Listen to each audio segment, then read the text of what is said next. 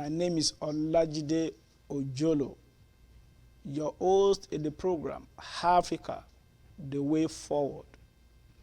Professor Lumumba said, if Nigeria gets it, Africa gets it. And we're going to look at Nigeria, the giant of Africa, it is called. In the Committee of Nations, Nigeria can stand tall. Today with me in the studio is a friend, a maker of castle, an engineer. You are most welcome to this program. Thank you for having me. How do you see Nigeria? Nigeria, as you have said, is a giant in Africa.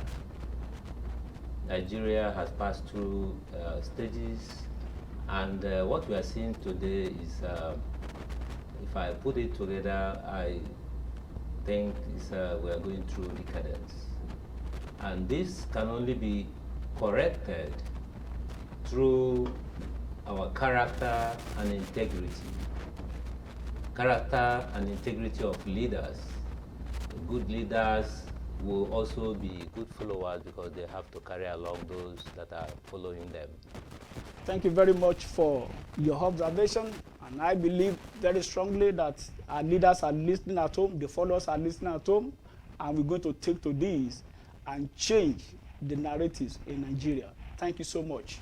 My next guest is Air Vice Marshal Abosede Samuel. The EU of security. Are we safe in Nigeria? Are we where we should be? Does it mean as a nation we can confront the Boko Harams and defeat them, or what? AVM Abosede Samuel, you are most welcome to this program. Thank you for having me, and I want to commend you for this laudable program.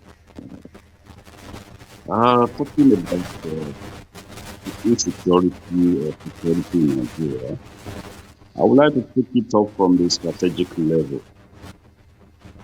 The physical insecurity we are seeing is the final manifestation of other forms of insecurities that have been bedeviling the country of Nigeria. Before we get to physical insecurity, we started from, human insecurity, food insecurity, social and political insecurity. All these culminates into physical security that is manifesting on the daily basis in the country. Therefore, on the battlefield, on the maneuvering field, where soldiers are fighting insecurity around there, they are actually doing their best. However, on the political system, the leadership situation is the major cause of this situation. The insecurity we are seeing now started from somersault in political system. What you see on the field, what you see happening on the physical side, started from the political system, from the policies. If we get it right politically, I can tell you that we've been getting better on the security, the physical security side. But if the political system does not change, if the leadership does not get it right, I'm sorry, we may still have a long way to go in this insecurity situation. But as soon as we get it right politically, administratively, on the policy level, security will be taken care of. That is my personal thinking of the way forward. Thank you. Thank you so much. My next guest is an engineer, Dr. Femi Ali. If everything is about technology, why then are we not embracing technology? Dr. Femi Ali, you are welcome to this program. Thank you very much for having me, and I'll just spend a little time to just elucidate on a few thoughts. Now, according to United Nations, good governance is measured by 8 key principles. One, participation. Two, rule of law. Three, transparency. Four, responsiveness. Five, result-oriented program or consensus-oriented program. Six, equity and inclusiveness. Seven, effectiveness, efficiency. And eight, accountability. And that takes me to what is wrong with Nigeria. I think the first thing that is wrong is the political landscape of the country. As we can see, we have a very prolific, precarious, toxic political landscape in the country. So, to deal with that, we need to have the proper leadership. And my thoughts on this is that, well, what is wrong? Number one, leadership. Number two, we don't have any serious database. Three, we don't have population data. And as a result of that, no developmental plan for the future, is in place. For instance, if you say Nigeria in the year 2050, what does it look like? Policies are formulated based on statistical evidence. And you also know that developmental programs are driven by existing policies, that are, embedded in proper technological database.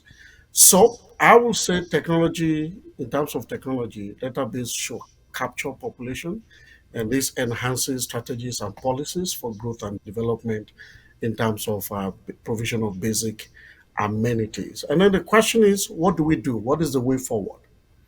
Well, I will say what we can do is one, the right leadership.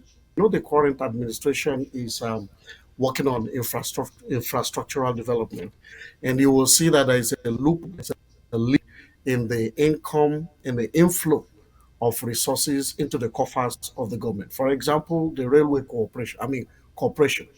What did we find recently? You will be told tickets are no longer available. So what happens? Instead of people making online payments directly to the coffers of the railway corporation, what happens? People go, through the back door, and they collect money, and then they put people on the train. Where you have that going on, corruption will be at its peak. The only way to deal with that is to deploy technology. So, but I will say, in capping it all, I know I have 60 seconds, I'm spending almost 2 minutes. The only way to back this up and to wrap it up is to say, deploy technology in the electoral process, technology in everything we do in research and development, and you will see that some of these loopholes, some of these leakages will be well taken care of. I will stop here for now because of time, but I know in Sena climb where things work, technology being deployed by proper leadership guarantees the best result, because the only way you have development is where you know um, you have your raw materials being worked upon, directly processed, and then getting into the finished product. The finished product we're interested in here is large scale development. Without technology, which is the gap, which is the processing, I do not think we're ready yet to get there. But if things change, we will get the desired result. Thank you. Thank you so much, Dr. Femi Ali. We'll be looking forward to host you again and to extensively talk about technological development. My viewers at home, we will not miss words. We will not bow down. We will rise up as the giants that we are, and we will take our rightful place in the Committee of Nations. We won't run away from our problems. We know there are problems, but we will find solutions to all of them. And I begin to challenge each and every one of us. If you want to get to the promised land, you must vote for leadership that has direction. You must vote for leadership that knows what he or she is doing. You must vote for men and women who have the interest of the nation at heart. My name is Olajide Ojolo.